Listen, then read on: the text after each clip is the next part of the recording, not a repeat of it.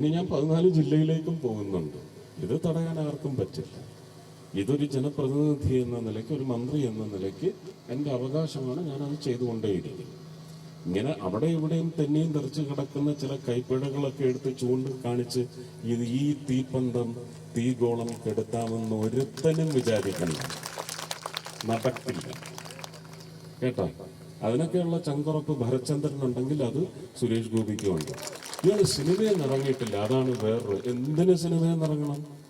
സിനിമയിൽ ജനങ്ങൾ കൈയടിച്ച് ആ പടം 100 ദിവസമൊക്കെ അന്ന് ഓടിയിട്ടുണ്ടെങ്കിൽ, അങ്ങനത്തെ സിനിമകൾ ഓടിയിട്ടുണ്ടെങ്കിൽ ജനങ്ങൾക്ക് ആവശ്യം അതാണ്. സിനിമയിൽ നിന്ന് ഇറങ്ങാൻ സൗകര്യമില്ല. അങ്ങനെ തന്നെ അത് ജനപക്ഷമാണ്. എന്തൊക്കെയാണ് വൈപ്പിനിലെ കുടിവെള്ള പ്രശ്നം ചർച്ച ചെയ്തിട്ടില്ലേ? ചോദിച്ചിട്ടില്ലേ? സ്മാർട്ട് സിറ്റിക്ക് വേണ്ടി നിങ്ങൾ 400 ചില്ലാനം കോടി അവിടെ ചെലവാക്കുന്നു. തുച്ഛമായ കോടികൾ മതി വൈപ്പിനിലുള്ളവർക്ക്. ഇത് പറഞ്ഞ രാഷ്ട്രീയമാകുമോ? അത് രാഷ്ട്ര വികസനത്തിന്റെ ഭാഗമാണ്. അതിൽ സിനിമ ഭാഗവാക്കാവുന്നത്. പക്ഷെ അതുപോലും അവരെ പ്രചോദിപ്പിച്ചിട്ടില്ല അല്ലേ? അവർക്ക് നിവേദനം വേണം, അത് നിഷേധിക്കപ്പെടണം എങ്കിൽ മാത്രമേ രാഷ്ട്രീയ ആവശ്യത്തിന് വേണ്ടി അതൊക്കെ അവർ ചെയ്തോട്ടെ, നല്ലതാണ്. ആ വേലായുധൻ ചേട്ടന് ഒരു വീട് കിട്ടിയതിൽ സന്തോഷമാണ്, നല്ല കാര്യം. ഇനിയും ഞാൻ ഇതുപോലെ വേലായുധൻ ചേട്ടന്മാരെ അങ്ങോട്ട് അയക്കും. പാർട്ടി അങ്ങോട്ട് തയ്യാറെടുത്തിരുന്നോളൂ. ഞാനൊരു ലിസ്റ്റ് അങ്ങ് പ്രഖ്യാപിക്കും കേട്ടോ. ആർജവം കാണിക്കണം, അതിനുള്ള ചങ്കൂറ്റവും കാണിക്കണം. അപ്പോ വിഷയത്തിൽ നിന്ന് മാറിപ്പോകാൻ പാടില്ല. ഈ പ്രദേശത്ത് എൻ്റെ ഉത്തരവാദിത്തമല്ലെങ്കിൽ പോലും ഞാൻ വ്യക്തമായി പറയുന്നു, ചില കാര്യങ്ങൾ എനിക്ക് ചെയ്തെടുക്കാൻ സാധിക്കും.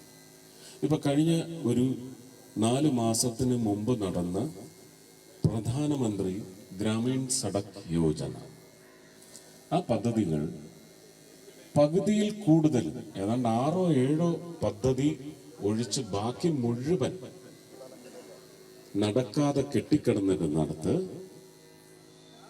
കാശ് വന്നില്ല എന്ന കാരണം പറഞ്ഞ് അതിനൊരു അമാന്തമുണ്ടായപ്പോൾ കൃഷി വകുപ്പ് മന്ത്രിയുടെ കീഴിലാണ് പദ്ധതി വരുന്നത്. ഗ്രാമീണ വികസനം, റൂറൽ ഡെവലപ്മെന്റ്. അത് ശിവരാജ് സിംഗ് ചൗഹാൻ അദ്ദേഹത്തിന് കത്ത് നേരിട്ട് പാർലമെന്റിനുള്ളിൽ വെച്ച് തന്നെ കൊടുത്ത് അദ്ദേഹം അതിന് നടപടി സ്വീകരിച്ച് ഇന്നലെ വൈകുന്നേരം സെൻട്രൽ ഗവൺമെന്റിന്റെ ഓർഡർ വന്നിട്ടുണ്ട്. കേരള ഗവൺമെന്റിനെ അറിയിച്ചിട്ടുണ്ട്. 120 കോടി സാങ്ഷൻ ചെയ്തിരിക്കുന്നു. അത് 120 കോടിയും വന്നു കഴിഞ്ഞിരിക്കുന്നു. ആവശ്യത്തിന് അനുസരിച്ച് അതിൽ നിന്ന് വലിച്ചെടുക്കാം. വകമാറ്റി ചെലവാക്കാനുള്ള കുതന്ത്രമെല്ലാം ലോക്ക് ചെയ്ത് വെച്ചിട്ടാണ് കൃത്യമായിട്ട് ഓഡിറ്റ് പിടിക്കുന്ന കാര്യത്തിൽ. കാരണം ഈ വാർത്ത വന്നപ്പോ തന്നെ ഇവിടെ ചില എന്നൊക്കെ പറഞ്ഞിട്ട് ഒരുപാട് കമന്റുകൾ വന്നു. ഇപ്പൊ അടിച്ചുകൊണ്ട് പോകും, ഇപ്പൊ ഫ്ലെക്സുമായിട്ട് ഇറങ്ങും എന്നൊക്കെ പറഞ്ഞിട്ട്. അതൊന്നും നിങ്ങൾ വകവയ്ക്കണ്ട. സോഷ്യൽ മീഡിയയിൽ വരുന്ന പക്ഷം ചേരുന്നതായാലും പക്ഷത്തിനെതിരായാലും ശരി തന്നെ, പകുതിയിൽ കൂടുതൽ നമ്മൾ വില വയ്ക്കേണ്ടതില്ല. നമ്മൾ എന്തെങ്കിലും ചെയ്യാൻ ശ്രമിച്ചു, അതിൽ എത്ര ശതമാനം നമുക്ക് സാധ്യമാക്കാൻ സാധിച്ചു എന്ന് പറയുന്ന നേരിട്ടുള്ള അവലോകനം മതി. സോഷ്യൽ മീഡിയ ദോഷമാണെന്നൊന്നും ഞാൻ പറയുന്നില്ല, പക്ഷെ ദോഷം സൃഷ്ടിക്കുന്നവരുമുണ്ട്. അത് ഇനിയും വരും. കാരണം ഇതവർക്ക് വലിയ അസഹിഷ്ണുത സൃഷ്ടിച്ചിട്ടുണ്ട്. ഞാൻ വ്യക്തി എന്ന നിലയ്ക്കാണ്, ഒരു മന്ത്രിയായിട്ട് ഇവിടെ വന്നാൽ പോലും, ഒരു MP ആയിട്ട് ഇവിടെ വന്നാൽ പോലും, ഇതൊന്നും അല്ലാതിരുന്ന സമയത്തും ഇങ്ങനെയുള്ള സഭകളിൽ ഞാൻ സുരേഷ് ഗോപി എന്ന വ്യക്തി എന്ന നിലയ്ക്കാണ് നിങ്ങളുടെ അടുത്തേക്ക് വന്നിട്ടുള്ളത്. ആ വ്യക്തി തന്നെ മുൻപിൽ നിൽക്കും, അതിലൊന്നും ഒരു മാറ്റവുമില്ല. പറ്റാവുന്നത് പറ്റും, നോക്കട്ടെ എന്ന് പറയും, അത് പറ്റും. പറ്റില്ല എന്നുള്ളത് ഇളിച്ച് കാണിച്ച് പറഞ്ഞ് കാത്തിരിപ്പിക്കാൻ ഞാൻ തയ്യാറല്ല. നടക്കില്ല എന്ന് കൃത്യമായിട്ട് പറയും. അതുകൊണ്ട് വ്യക്തിപരമായ ആവശ്യങ്ങളല്ല, സമൂഹത്തിനാണ് ഒരു ജനപ്രതിനിധി. ആ സമൂഹത്തിന് ചേരുന്നതായ നിങ്ങൾ ഒരുപക്ഷെ കഴിഞ്ഞ 5 വർഷമായിട്ട് കാത്തിരിക്കുന്ന പഞ്ചായത്ത് നടപടികൾ ഏതെങ്കിലും നടക്കാതായിട്ടുണ്ടെങ്കിൽ ഞാൻ എൻ്റെ പാർട്ടിക്കാരോട് പറഞ്ഞ് ആ പഞ്ചായത്ത് സെക്രട്ടറിയെ, കാരണം അവിടുത്തെ രാഷ്ട്രീയം കൈയാളുന്ന ഭരണസമിതിയൊന്നും നമുക്ക് ചോദ്യം ചെയ്യാൻ പറ്റില്ല, പഞ്ചായത്ത് സെക്രട്ടറിയെ വിളിച്ചു വരുത്തി ചോദ്യം ചെയ്യാൻ സാധിക്കും. ആ നിലയ്ക്ക് എന്ത് ചെയ്യാൻ പറ്റുമോ അതിൻ്റെ പരമാവധി ചെയ്തെടുക്കാൻ ഒരു സമരം വേണമെങ്കിലും പഞ്ചായത്ത് സെക്രട്ടറിയുടെ വീട്ടിൽ നടത്തിയെടുക്കുന്നതിനുള്ള സംവിധാനം ഞങ്ങളുടെ കയ്യിലും ഉണ്ട്. അതുകൊണ്ട് ആരും ആ പൂച്ചാണ്ടി കാണിച്ച് പേടിപ്പിച്ച് രക്ഷപ്പെടാമെന്ന് വിചാരിക്കേണ്ട. ഇനി ഇത് കുറച്ച് തീവ്രമായ രീതിയിലായിരിക്കും ഇത് ജനപക്ഷത്തേക്ക് ലഭ്യതയ്ക്ക് വേണ്ടി വളരെ തീവ്ര ശക്തി ഉപയോഗിച്ച് തന്നെയായിരിക്കും. കലിംഗ സംഗമം എന്ന് പറയുന്നത് സൗഹൃദ സംഗമമാണെങ്കിൽ ഈ സംഗമത്തെ എതിർക്കുന്നവർക്കെല്ലാം ഈ സംഗമം വലിയ ശത്രുവായി രൂപം പ്രാപിക്കും, വിശ്വരൂപം വെളിവാക്കുമെന്ന് ഇവിടെ താക്കീതായിട്ടൊന്നുമല്ല, ഒന്ന് അറിയിക്കുകയാണ്. സുഖിച്ചോളൂ നിങ്ങൾ. അപ്പോൾ അങ്ങനെയുള്ള എന്തെങ്കിലും വിഷയങ്ങളുണ്ടെങ്കിൽ പറയാം. ഒരു ടേം ഞങ്ങൾക്ക് തന്നെ. ഇത് ഞാൻ രാഷ്ട്രീയമാണ് പറഞ്ഞത്. മുനിസിപ്പാലിറ്റി BJPക്ക് ഭരിക്കാൻ നിങ്ങൾ വിട്ടുതരും, ഞങ്ങളെ എടുത്തിരിക്കും.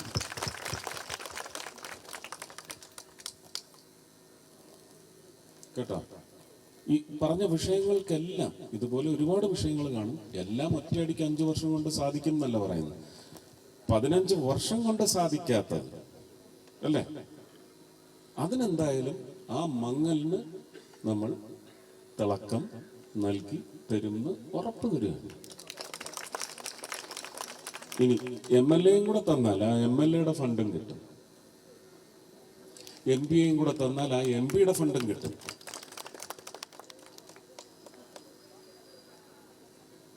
ഈ പറയുന്ന തൃശ്ശൂരിൽ 2 വർഷം അടുത്ത ജൂണിലെ തികയും 10 കോടിയാണ് 2 വർഷമായിട്ട് വരേണ്ടത്. ഇവരുടെ ഈ രാഷ്ട്രീയ കളിയും മുടക്കൽ രാഷ്ട്രീയവും കല്ലുവെപ്പ് രാഷ്ട്രീയവും അറിയാവുന്നത് കൊണ്ട് 18 കോടിക്കുള്ള പദ്ധതിക്ക് AS ആക്കാൻ ഞാൻ നേരത്തെ തന്നെ കാലേ കുട്ടി കൊടുത്തിരിക്കുകയാണ്. ഏതാണ്ട് 3.5 വർഷത്തേക്കുള്ള തുകയാണ് 18 കോടി എന്ന് പറയുന്നത്. പക്ഷെ ഇപ്പോഴേ TS-ഉം AS-ഉം ആക്കി വെച്ച് ആ കാലാവധി വരുന്നതനുസരിച്ച് ആ പണം ലാപ്സായി പോകാതെ രാജ്യസഭ MP ആയിരിക്കുന്ന സമയത്ത് ആവണിശ്ശേരി പഞ്ചായത്ത്, അത് BJP ഭരിക്കുന്ന പഞ്ചായത്താണ്, എന്നിട്ട് നോക്കിക്കൊണ്ടും ചെയ്തിരിക്കുന്ന ഇല്ലായ്മ ഒരു ഡാഷ് ഇല്ലായ്മയാണ്. ASI അഡ്മിനിസ്ട്രേറ്റീവ് സാങ്ഷനായി, TSI technical sanction, tender award ചെയ്ത് 50 ലക്ഷം രൂപയുടെ പ്രോജക്റ്റാണ്. അവിടുത്തെ ഒരു ആശുപത്രിയിൽ ഫാമിലി ഹെൽത്ത് സെന്ററായിട്ട് കൺവേർട്ട് ചെയ്യാനുള്ള ഇൻഫ്രാസ്ട്രക്ചർ, അതിന്റെ കെട്ടിടം വാനം തോണ്ടി തറക്കല്ലൊരുക്കി വെച്ചു. ഞാൻ ആ തറക്കല്ല് പോയി ഇട്ടു, പാകി. അതിനുശേഷം പണി നടക്കുന്നില്ല. എനിക്കറിഞ്ഞൂടാ ഇന്ത്യ മഹാരാജ്യത്ത് ഇങ്ങനെ ഉണ്ടോ എന്ന്. തറക്കല്ലിട്ടതിന് ശേഷമാണ് സോയിൽ ടെസ്റ്റ് നടത്തുന്നത്. അത് ഈ തുക പര്യാപ്തമല്ല, 73 ലക്ഷമാവും. ഇട്ട് വലിച്ചഴിച്ച് ഞാൻ റിട്ടയർ ആയി കഴിഞ്ഞിട്ടാണ് ഇത് അറിയിക്കുന്നത്. അപ്പൊ എനിക്ക് പിന്നെ 23 ലക്ഷം കൊടുക്കാൻ എനിക്ക് അധികാരമില്ല. അന്നത്തെ രാധാമോഹൻ സിംഗ് എന്ന് പറയുന്ന രാജ്യസഭയില് അംഗത്തിന് 25 ലക്ഷം രൂപ ഈ നിയോജക മണ്ഡലം വിട്ടുകൊടുക്കാൻ. അദ്ദേഹം ഗുജറാത്തിൽ നിന്നോ മറ്റോ ആണ്, UP നിന്നോ മറ്റോ ആണ് തെരഞ്ഞെടുക്കപ്പെട്ട് വന്നിട്ടുള്ളത് രാജ്യസഭയിൽ. അദ്ദേഹത്തിന് ഒരു വർഷം 25 ലക്ഷം അദ്ദേഹത്തിന്റെ സംസ്ഥാനം വിട്ടുകൊടുക്കാൻ സാധിക്കും. അത് കൊടുക്കാൻ വേണ്ടി എഴുതി കൊടുത്തത് ഇട്ട് വലിച്ചഴിച്ചു. അവസാനം അതിനെന്തൊക്കെയോ കയറിയിട്ട് ഇല്ല, ഇദ്ദേഹത്തിന്റെ കാശ് ഇതിന് ഉപയോഗിക്കാൻ ഒക്കത്തില്ല. ഇതെല്ലാം രേഖകളാണ് കേട്ടോ, നിങ്ങളതറിയണം. PT ഉഷ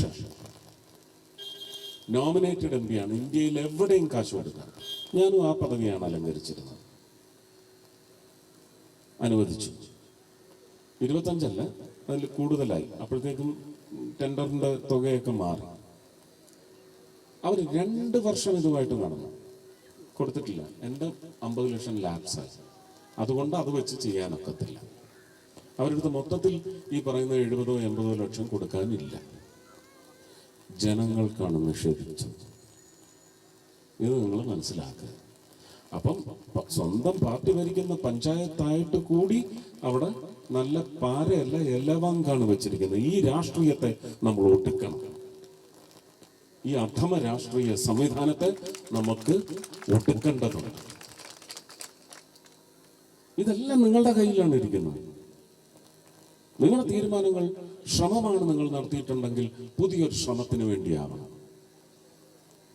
അത് വികസിത ഭാരതത്തിന് വേണ്ടിയുള്ള ശ്രമത്തിന്റെ പങ്കാളികളായി, അല്ലെങ്കിൽ നിങ്ങളുടെ പങ്ക് അതിലേക്ക് നൽകാൻ വേണ്ടിയുള്ള തീരുമാനം നിങ്ങളുടെ ഈ ചൂണ്ടുവിരൽ ചോദ്യം ചെയ്യാൻ മാത്രമല്ല, നിശ്ചയങ്ങൾ എടുക്കാനും നിങ്ങളുടെ കഴിവിനാണ്, നിങ്ങളുടെ പ്രാപ്തിക്കാണ്, നിങ്ങളുടെ അധികാരത്തിനാണ് മുന്തിയ വില മൂല്യം എന്ന് നിങ്ങൾ തീരുമാനിക്കണം.